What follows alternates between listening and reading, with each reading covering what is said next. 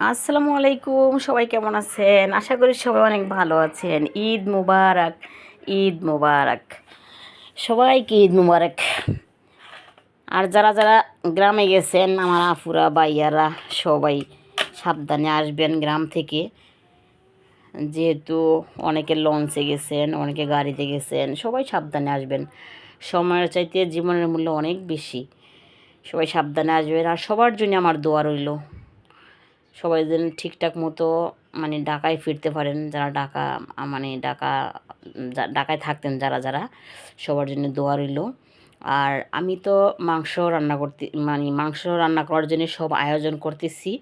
আমার বাসায় যেহেতু মেহমান আসছে, মেহমানদের জন্যে আমি মাংস রান্না করব। এই জন্যে পেঁয়াজ, তারপরে হলুদ মরিচ দিয়ে, তারপরে আমি লবণ সব কিছু মিলিয়ে কিছুক্ষণ একটু রেস্টে রাখবো। মাংসটা আমি একটু অন্যভাবে রান্না করব।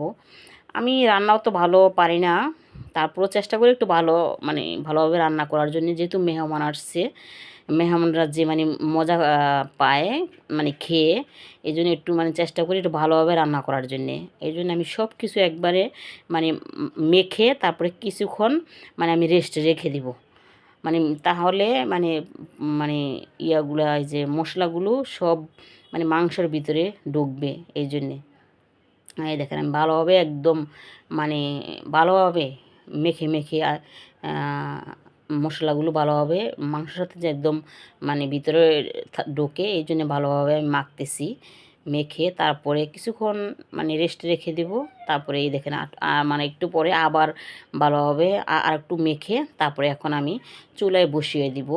মাংসটা আমি খুব সুন্দর করে রান্না করার চেষ্টা করব, যেহেতু মেহমান আসছে, মেহমানদেরকে তো ভালো ভালো খাওয়াইতে হয়। এই দেখেন আমার মাংসটা কিন্তু কষা কষা হয়ে গেছে। কেমন হয়েছে সবাই কমেন্ট করে জানাবেন। আর সবার দাওয়াত রইল আমার বাসায়, সবাই চলে আসবেন দাওয়াত খেতে। সবার জন্য দোয়া রইল। আল্লাহ হাফিজ।